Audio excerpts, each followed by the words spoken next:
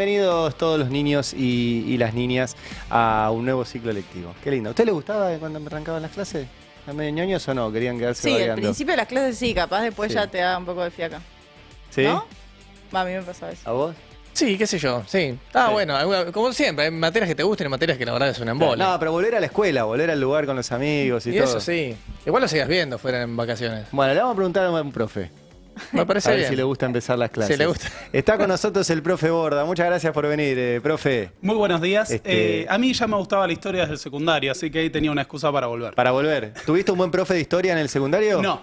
¿No? No, de hecho, un dato muy curioso es Terrible. que yo me llevé historia en primero de primordial. Pará, vas a hablar. Me llevé historia, igual ese año me llevé 10 materias, ¿no? Así que... Ah, la ok, rebeldía ok. Era adolescente, como que no fuiste a cursar. ese tipo de cuestiones. Sí. Igual en esa época no me gustaba la historia argentina y era un tema complicado, pero no, salvo contadas excepciones, tuve malos profes de historia en el secundario. Decí que la pasión venía de antes. Y aún así, Entonces, y aún no así, había- ¿de familia, historiador en la familia, No, algo? No. clan de abogados, el clan Borda, Oh. hermanos mayores abogados, de hecho. Y no, la historia vino por el Age of Empires y de History Channel cuando era viejo, en otra época, cuando tenía otras características. Como Adorni. Como Adorni, Dios. Adorni juega no, Age of no. Empires. Es el reverso de la moneda, si querés. Claro, Adorni no aprendió nada. Las dos caras de la moneda. De hecho, el Age of Empires es una metáfora del materialismo histórico, pero es una conversación para otro día. Es Uno un lo piensa en temor el ese. desarrollo de las fuerzas productivas y el avance. Pero me gusta. es que es verdad, hay algo Sí, sí, sí, detrás sí. de eso. Pero ese interés ya estaba. Y podríamos decir que me animé a ser profesor de historia a pesar de eso. De hecho, en una época yo le rehuía porque decía, si a mí me fue mal en historia en el secundario en algún momento, porque el secundario es una instancia complicada, Sí. no me quería animar a estudiar para ser profesor. Claro. Y yo entré para ser historiador o algo y después descubrí que me apasionaba la docencia. Bien. De hecho, la docencia es una profesión hermosa, lamentablemente total. muy denostada. Y muy mal paga. Y muy mal paga. Che, bueno, vino el profe Borda, al cual recomendamos seguirlo en redes porque además hace cosas que están buenísimas ahí y un montón de cursos y demás. Y fuimos cambiando el tema todo el tiempo porque iban pasando cosas. Porque la realidad nos supera. en más de una Exactamente. ocasión. Y siempre está bueno tener una mirada histórica sobre los temas de actualidad. Así que la idea con el profe es charlar de guerra comercial desde una mirada histórica y que podemos aprender también de la historia de todo esto. Efectivamente. Bueno, para los que no están al tanto, en los últimos días la política internacional estuvo marcada por los anuncios de Donald Trump Sí. en torno a una serie de medidas restrictivas hacia el comercio con Canadá, México y China, que para los que no están al tanto son los tres principales socios comerciales de Estados Unidos. Para que nos hagamos una idea, entre Canadá, China y México tenemos aproximadamente el 45% del valor del comercio exterior de Estados Unidos. Más o menos en torno al 40, a veces el 50% de las importaciones de Estados Unidos Sí. son hacia esos países y a su vez, excepto con China, el valor aproximado de las exportaciones estadounidenses es el mismo. Una de las grandes lecciones que podemos tomar de los anuncios de Donald Trump y la guerra comercial, tanto con Canadá, México como China, es que el libre mercado son los padres, primero que nada, y que en realidad las reglas del comercio exterior han estado marcados por los intereses de las principales potencias a lo largo de la historia. De hecho, nosotros solemos pensar que el mercado es como una propensión natural de los seres humanos, y en realidad las sociedades de mercado como nosotros las pensamos tienen más o menos 4 siglos. El comercio como el eje de las relaciones internacionales, podemos decir que se forja con el comercio triangular en el Atlántico, cuando Inglaterra, en esos primeros pasos del desarrollo del mercantilismo, Francia, España, organizaron el comercio de esclavos a través de lo que fue la dominación colonial de África, progresiva, primero con enclaves, los cultivos comerciales de América y otros productos como los metales preciosos, y la exportación de productos manufacturados de Europa. Entonces, el primer comercio mundial, como nosotros lo pensaríamos, una escala masiva de bienes de consumo masivo, estuvo organizado por esas primeras potencias del primer colonialismo. Sí. Entonces, bajo ese modelo de control del Atlántico, se controlaban recursos, personas, ¿no? Porque el tráfico de esclavos suponía, entre otras cosas, someter el trabajo de millones de seres humanos. En su momento, 15 millones de seres humanos fueron un producto de la trata esclavista en el Atlántico, y organizar la afluencia de todos esos excedentes hacia Europa. Ahora, lo interesante es que en ese modelo teníamos una suerte de competencia. Teníamos el modelo de las monarquías francesas, los imperios ibéricos, después se produce la crisis con la independencia hispanoamericana, y en el siglo XIX, con la Revolución Industrial, tenemos ese proceso por el cual definitivamente el Reino Unido se convierte en la primera potencia mundial.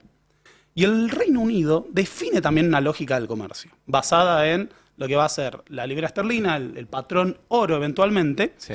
y la particularidad de que el Reino Unido, que se había industrializado hacia adentro con un poderoso mercado interno, ahora exportaba hacia el exterior una narrativa que era la del libre comercio. Claro. Los mercados abiertos, la riqueza de las naciones, ¿no? A medida que todos abramos nuestro comercio, nos vamos a beneficiar. Porque Excepto nosotros. excepto nosotros, no, ahí está el otro lado. Pero hay una narrativa a la que siempre apela Milei. Fíjense que de hecho estuvo presente en su discurso de apertura, que es que cuando uno libera el mercado, el beneficiario es el consumidor, Sí. porque supuestamente accede a bienes de mejor calidad al mejor precio. Ujú. Y lo interesante es que Inglaterra en ese momento cuenta con la particularidad de ser la primera potencia que se industrializa, pero sobre todo en la segunda mitad del siglo XIX, pero en un proceso progresivo se incorporan otros. Francia, el unificado Imperio Alemán, Estados Unidos. Y lo interesante es que aquellas potencias que lograron alcanzar un ritmo de industrialización que les permitió ser jugadores de primera línea, no les siguieron siguiendo la narrativa del Reino Unido. Por ejemplo, tanto en Francia como Estados Unidos, como en Alemania en el siglo XIX, lo que tenemos es una relación simbiótica entre el Estado nacional y los bancos privados y los capitanes de la industria. Así, por ejemplo, los proyectos de desarrollo de ferrocarriles, de una industria pesada, de una industria militar, estaban alimentadas por el gasto y el crédito del Estado en una asociación que planteaba que la defensa del interés nacional también era el fortalecimiento de aquellas áreas económicas estratégicas. O sea que ahí, por ejemplo, hacían ferrocarriles propios y acá hacíamos ferrocarriles con los ingleses. Exactamente, porque a su vez... Acá sí aplicábamos. Y además el Estado inglés defendía los intereses de los industriales y la banca. Justamente cuando surge el capital financiero, lo que teníamos era un Reino Unido que a través de la fuerza de las armas defendía los intereses comerciales de Inglaterra en el exterior. Está buenísimo esto, perdón, te interrumpo. Para que veamos que nos vuelve a pasar lo mismo. O sea, los países del mundo no siguen esas reglas que les quieren imponer. O los países desarrollados. O los países desarrollados. Y nosotros dijimos todo abierto. Todo abierto y además por una cuestión de espontánea, ¿no? Muchos de los liberales creen en el llamado orden espontáneo, según el cual el funcionamiento eficiente de los agentes del mercado ordena la situación en beneficio de todos. Sí. No, siempre hay principales beneficiarios. Y lo interesante es que, por ejemplo, cuando había países que no se adaptaban a ese modelo, era a través de la fuerza armada que se imponían las reglas del libre comercio. Claro. Un ejemplo, si queremos, uno de los primeros antecedentes de esta cuestión de poner aranceles y negociar, es lo que ocurre con las guerras del opio en China, cuando los emperadores de la última dinastía china, que es la dinastía Manchú o la dinastía Qing o Qing, dependiendo de cómo lo traduzcas, deciden poner impuestos y evitar lo que era la importación de opio del Reino Unido. De hecho, se da una serie de choques con los comerciantes británicos y la respuesta es una agresión militar del Reino Unido La guerra del para opio, ¿no? abrir el mercado de China, que se reconoció como las guerras del opio, Claro. y que van a suponer la primera humillación de China y para lo que es la memoria nacional de China, el inicio de los 100 años de humillación. Entonces, esta cuestión del libre comercio como la defensa de un orden espontáneo que nos beneficia a todos, se tenía que imponer de hecho por la fuerza, porque estaba claro ya para muchos jugadores en ese periodo que no los beneficiaba. Lo interesante, si queremos, en ese modelo que vende el Reino Unido, es que la complementariedad de la economía argentina con la del Reino Unido, en su momento la exportación de materias primas, alimentos, a la primera potencia de ese momento, permitía que acá llegue primero las inversiones británicas y también que sea el gran mercado en el que exportábamos granos, carnes y demás. Pero obviamente eso tiene un correlato, que es que más allá de ese crecimiento económico del modelo agroexportador, en el ordenamiento del mundo, nos convertíamos en una periferia del Reino Claro. Unido. Que es a donde nos quiere volver a llevar Milei, ¿no? Sí. Milei insiste en que su modelo es el modelo agroexportador Que es el y modelo de Julio Argentino Roca. Que Julio Argentino Roca, que incluso el propio Julio Argentino Roca, Sí. en ese periodo, tenía perspectivas mucho más cercanas a la defensa de cierta soberanía nacional que Milei. Por ejemplo, el Banco Nación como tal fue un instrumento del Estado argentino para normalizar la cuestión monetaria en la época de Roca, y Y Milei ahora habla de no. privatizarlo. Datazo. Y no es un detalle menor. Datazo, no Eh, sabía eso. O sea, Roca es el que Roca arma el pens- Banco Nación Sí. y Milei, que su Le- ídolo Roca, lo quiere vender. demoler. Y ahora Genial. vamos a otros ídolos de Milei. Ok. De hecho, la idea era acabar con el caos de monedas, ¿no? Sí. Que suponía la emisión de monedas provinciales y demás. La normalización y la idea de una moneda única, además se termina de imponer con Roca, justamente.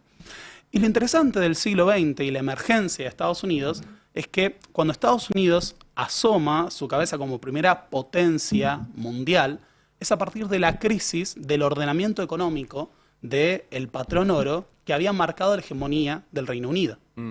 Y es así como, primero con la Primera Guerra Mundial y sobre todo a partir de la crisis del 29 y los acuerdos de Bretton Woods, el ascenso de Estados Unidos está marcado por otro ordenamiento económico, que es justamente uno basado en la convertibilidad del dólar. Claro. A partir de ahora vamos a confiar en la moneda estadounidense, que es convertible al oro, como un patrón para el comercio mundial. Y esa hegemonía se ordena a partir de decir mercados abiertos, Fondo Monetario Internacional, Banco Mundial. Globalización. Globalización. Ese proceso de globalización. Pero fijémonos una particularidad. Ese proceso de globalización no era para todos. Quedaba el segundo mundo, el mundo del bloque socialista, y quedaban toda una serie de países que si permanecían díscolos, si no se acomodaban a ese ordenamiento, iban a pagar las consecuencias. Es el caso, por ejemplo, de América Latina, de Guatemala. Un caso que siempre se cita, en el 54, Jacobo Sí. Arbenz, presidente guatemalteco, que propone nacionalizar tierras y repartirlas a los campesinos pobres, y se enfrenta a la United Fruit Company, un gran imperio bananero estadounidense en el Caribe, es derrocado por un golpe organizado por Estados Unidos Sí.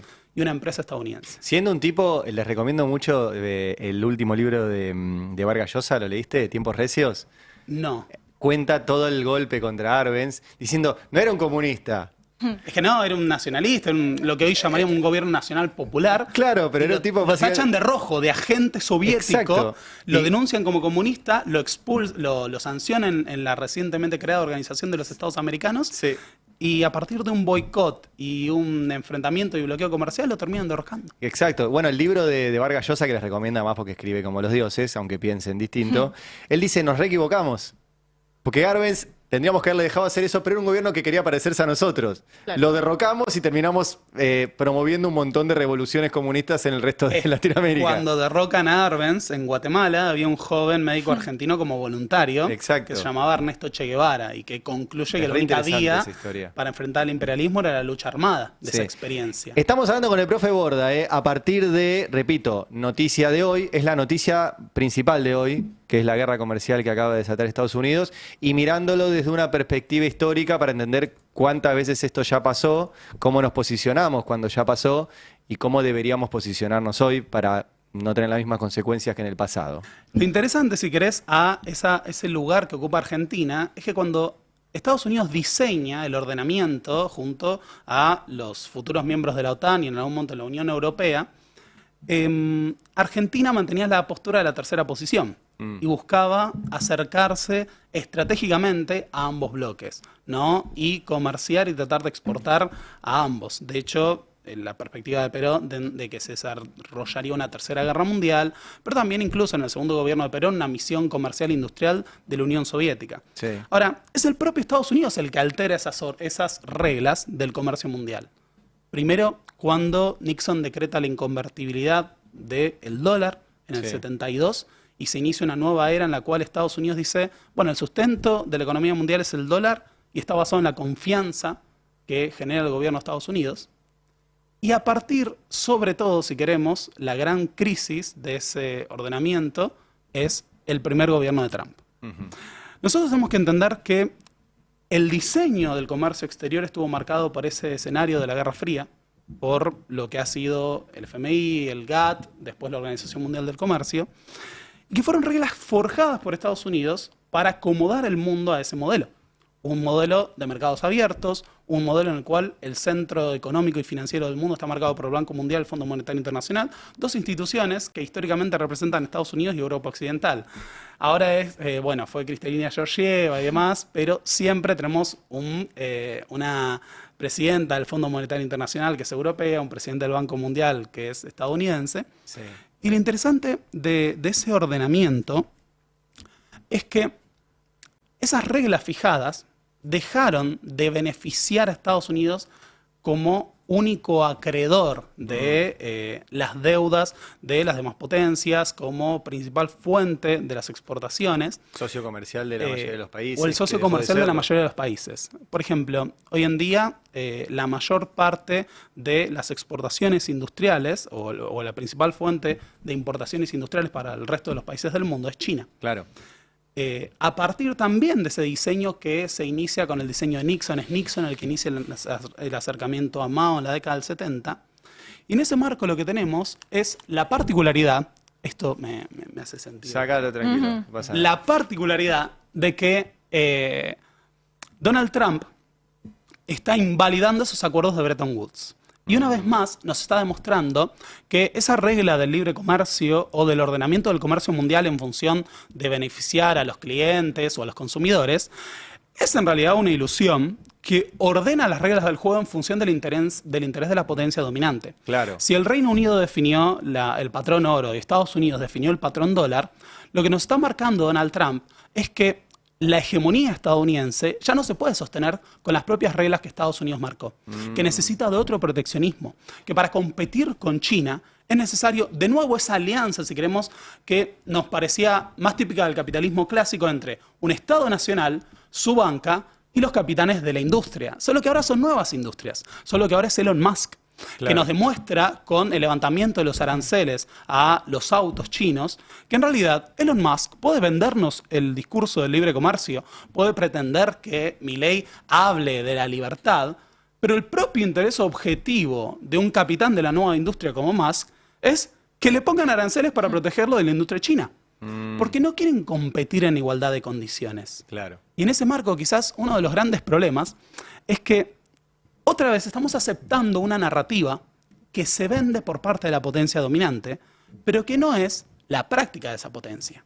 Si el Reino Unido nos hablaba de libertad de comercio después de proteger sus mercados, sus propias industrias y salir a conquistar el exterior, Estados Unidos nos vendió también la libertad de comercio para que ahora Trump, abanderado del libertarianismo, Sí. según Milei, Se protege. ejerza políticas proteccionistas, defienda su propia industria y con esto no solo esté dislocando el comercio mundial, sino el propio mercado financiero. En los últimos días, las acciones argentinas fueron a la baja producto de cómo están impactando las nuevas medidas proteccionistas de Trump. Claro. Y mientras eso ocurre, el mismo presidente que se considera el aliado de Trump o el abanderado de sus ideas, acá plantea que el libre mercado va a beneficiar a los consumidores. Va a solucionar todo.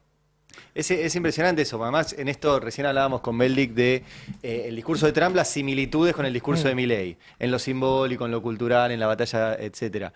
Pero en la práctica económica es absolutamente lo contrario. Es totalmente opuesto, pero además Sería genial que Milei hiciera lo que hace Trump. hay una conciencia en algunas cosas. En algunas cosas, no, por eso. En materia económica, no, pero en materia Te cortan económica- esa parte, ya te agarraron en otra parte, te cortan esa parte. el otro día sí me dijeron que cuando estaba con Milei en la pelea con Clarín, pero Sí. no, que en materia económica y de proteger a su industria dijera, yo quiero mis industrias acá. Milei dice, quiero mis industrias afuera y traigan lo que quieran. Sí, Es y de como- hecho, una de las medidas que planteaba Donald Trump con esta cuestión de los aranceles es, bueno, aquellas industrias que se coloquen en Estados Unidos no van a tener aranceles. Uno de los grandes problemas es lo que ellos llaman el outsourcing, que es que hay empresas estadounidenses que colocan sus actividades en el exterior. Sí. Llevan tanto la producción a China o a otros mercados del sudeste asiático buscando mano de obra barata y eso obviamente impacta en la balanza comercial estadounidense. Sí. De lo que se trata de alguna manera es lograr la afluencia de inversiones, de actividad industrial al propio país. Mientras acá lo que estamos viendo, por ejemplo, es que el gobierno celebra que se redujeron las importaciones en Argentina, pero hay una particularidad. Un componente de la reducción de las importaciones en Argentina es que se redujeron los insumos industriales, Claro. porque cayó la actividad industrial. Claro, claro. Entonces, Y te hago una pregunta, porque recién vos hiciste todo un recorrido de cómo fue cambiando la potencia hegemónica y la relación que esa potencia hegemónica establecía con el mundo. Y en el medio, ¿cómo se comportó la Argentina frente a esas decisiones de la potencia hegemónica? ¿Se acompañaba y se acomodaba a lo que resolvía primero Inglaterra y después Estados Unidos? ¿O si en algún momento dijo, no, yo puedo tener una vía propia?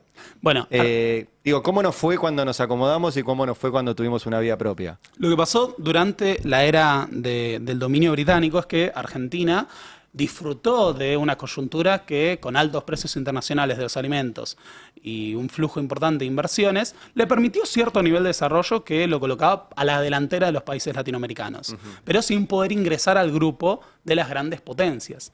Ahora, ahí podríamos decir que el ascenso de Estados Unidos representó una serie de oportunidades, pero también cambió las reglas del juego muy en contra de Estados Unidos. Muy en contra de Argentina. Nosotros no tenemos la complementariedad con Estados Unidos que sí tuvimos en algún momento con el Reino Unido o que de alguna manera tenemos con China. Estados Unidos tiene un sector agropecuario muy poderoso, más diversificado en el sentido de la propiedad de la tierra que nosotros, y desde entonces Argentina ha estado tratando de buscar su camino.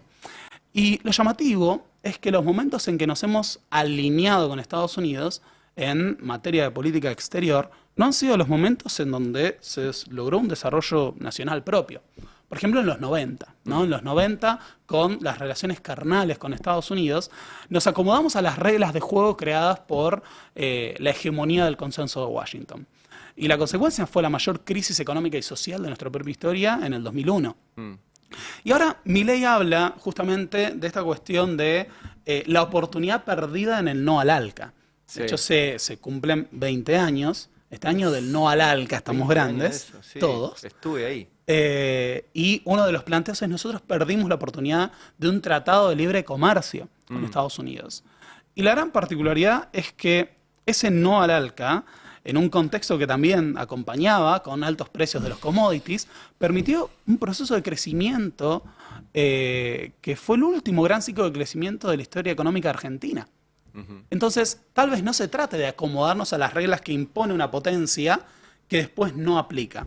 Fijémonos cómo, mientras seguimos hablando, nosotros no, pero la cabeza del Estado Nacional, ¿no? Milei sigue hablando del libre comercio y de la apertura irrestricta, vemos que los procesos de desarrollo en el mundo vienen acompañados de la integración en bloques regionales y las políticas proteccionistas. Incluso, ¿cuál es el gran desafío a la hegemonía económica estadounidense? China.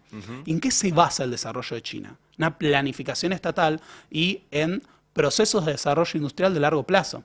Ahora, el gran desafío que tiene ahora Trump es que China se ha propuesto ir a la cabecera en todo lo que es nuevas tecnologías y romper esa barrera que hasta ahora han dominado Estados Unidos, en su momento Japón, y puede representar una pérdida aún mayor del control del mercado, por ejemplo, en tecnologías como microchips y microconductores, entre otros. Sí. Yo tengo una pregunta más en relación a este caminito que marcabas y veo un cambio muy estructural, ¿no? Que tiene que ver con que ya no hay una potencia hegemónica occidental como era Gran Bretaña o era Estados Unidos, sino que ahora estamos configurados en un mundo más multipolar. Bueno, hay distintas definiciones, pero efectivamente es distinto. ¿Qué consecuencias puede tener para la Argentina estar tan alineado a Estados Unidos cuando ya ni siquiera es la hegemonía única? Bien, para empezar, es una pérdida de oportunidades. Es una pérdida de oportunidades de inversiones o incluso de financiamiento. Nosotros seguimos corriendo detrás del Fondo Monetario Internacional cuando rechazamos la posibilidad de financiamiento del Banco de los BRICS. Nosotros estamos desesperados por encontrar la manera de un crecimiento económico de la mano de un proteccionismo estadounidense que hace caer las acciones argentinas, cuando nuestros principales socios comerciales son históricamente China y Brasil, con los que estamos teniendo varios problemas diplomáticos. Entonces, el gran problema es que cuando el mundo avanza hacia la multipolaridad, el surgimiento de nuevos mercados y nuevos bloques, Argentina parece poner todas sus cartas, ¿no? Poner todas sus fichas en el jugador que ha decidido que va a defender su interés nacional y ya no se va a comprometer con sus relaciones con el mundo exterior. Claro. Somos como un estado nuevo o sea, sometido a lo que decidan por nosotros. Pero ni siquiera sometido, es básicamente nos está diciendo no los queremos y estamos desesperados porque nos presten atención. Trump dice América primero, Trump sostiene que un discurso de fuerte cuestionamiento y discriminación hacia lo que es considera su patio trasero, el conjunto de Latinoamérica, y nosotros estamos ahí como el perrito faldero desesperado Sí. por obtener su aprobación. Que yo insisto, si el perrito faldero tuviera resultados, casi que te lo firmo. Pero no tiene Pero resultados. no los tiene. O sea, históricamente no los tiene. Nos ha ido bien cuando no somos perrito faldero. Cuando no somos perrito faldero y cuando tenemos un acercamiento estratégico, insisto. Porque también acá lo que tenemos es una obsesión ideológica de parte del presidente. Es un proceso de sobreideologización por el cual, en función de esa defensa de lo que serían las ideas de la libertad, y él habla de la crisis, ¿no? De la amenaza del mundo occidental y la cultura woke, y copia la narrativa estadounidense del trumpismo, cuando el mundo funciona con otras reglas, cuando hay otros actores, cuando hay otras posibilidades. Y no se está defendiendo el interés del Estado Nacional argentino. Nos alineamos con conflictos, con orientaciones políticas y comerciales que no son las nuestras. Claro. No, he escuchado atentamente todo lo que estaba diciendo y... perdón. No, me interesaba todo esto que describís, ¿no? Sobre todo el raconto histórico que hiciste, porque bueno, muchas veces se habla ahora ya de situaciones que lindan con el autoritarismo. Bueno, vos siempre contás que Nico tiene la mirada que ya estamos en un sistema autoritario, se Sí. compara y se le habla del fascismo cuando se habla de Milei. Digo, ¿vos ves similitudes con esos momentos históricos? ¿Ves que de repente las similitudes se dan con, por decirlo de alguna manera, ayornadas a los tiempos actuales, digamos, donde hay una suerte de revisión de algunas de esas cuestiones, de algunas de esas ideas, pero presentadas de otro modo? En definitiva, el fondo de la cuestión sigue siendo el mismo. Digo, ¿qué análisis haces a nivel con la lupa histórica, ¿no? Del momento que nos toca vivir? Acá alguien me va a saltar al cuello. La semana pasada explicaba, ¿no? Y repasaba en mi canal lo que es el ascenso de Mussolini y otras figuras. Y no estoy diciendo que Milei es Mussolini, pero hay una serie de comparaciones que uno no puede evitar hacer. Gran parte de los procesos del autoritarismo, de los fascismos del siglo XX, venían de la mano de una crisis de los partidos políticos tradicionales, una desconfianza del electorado, una crítica a esas élites y a la forma vieja de hacer política, y propuestas nuevas que hacían hincapié en la acción, en lo ruidoso, en la propaganda, en personajes carismáticos y disruptivos. Y lo interesante es que ese tipo de figuras, por ejemplo, intentaron ser cooptadas por la política tradicional. Mussolini es invitado a formar un cogobierno con los liberales y los conservadores tradicionales de Italia, esperando domarlo. ¿Y qué terminó pasando? Mussolini termina comiéndoselos. No voy a hacer la comparación con el del mostacho, porque es muy similar todavía, y muchos han hablado del síndrome de Weimar, ¿no? Esta suerte de cuestionamiento a la democracia republicana tradicional en la que nosotros más o menos vivimos y el ascenso de estos autoritarismos. Y creo que sin caer en, esto es una réplica del fascismo, demás, Traverso habla de los posfascismos, hay muchos intelectuales debatiendo sobre esto. Sí es cierto que estos procesos autoritarios tienen y guardan montones de paralelismos. Hay una crisis del pacto democrático como nosotros lo entendemos y de la idea de la democracia representativa, o sea, el ascenso de estos personajes disruptivos. Y lo interesante es que las élites tradicionales, en este caso podemos hablar de Cambiemos, podemos hablar incluso de nuestro empresariado, coquetean con ellos, los ven como una herramienta para asegurarse en el poder, y muchas veces terminan siendo comidos por ese propio proceso. Claro. Sí. Milei se comió al PRO en gran parte, pero también lo que vemos es que más allá de que pueden defenderse pueden proponerse como los defensores de el hombre de a pie, Milei habla de la gente de a bien, de la gente de bien, los argentinos de bien, en el fondo terminan siendo las nuevas caras para el dominio de la clase dominante de siempre. Total. Ahí está Galperín, ahí está gran parte del empresariado argentino especulando y obteniendo beneficios. Puede haber ahí algunas tensiones, como con la Unión Industrial, pero Milei habla en Yao Yao, Milei habla en Sí, todos sí, esos sí, foros los que y ganan es recibido siempre- por los mismos de siempre. Total.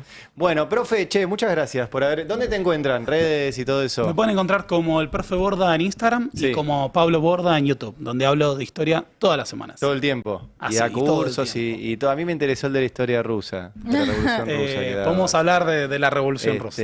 Bueno, che, no, gracias por venir y está buenísimo tener una mirada histórica, de que esto no es algo nuevo. Lamentablemente la historia va repitiendo discusiones con actores nuevos, con procesos económicos nuevos, pero con la discusión es un poquito la misma. Una potencia que quiere imponer sus reglas y cómo nos plantamos nosotros desde la Argentina frente a eso. Y justo hoy es la discusión. Totalmente. O sea, hoy estamos discutiendo eso. ¿Qué hacemos frente a que Donald Trump decidió hacer una guerra comercial con todo el mundo? Puntualmente la arrancó con los países con los que comercia, con Canadá, con México y con China. Y nosotros que dijimos, todo abierto, vengan y hagan lo que quieran acá. No va a funcionar. No hay que defender al amo para terminar durmiendo afuera.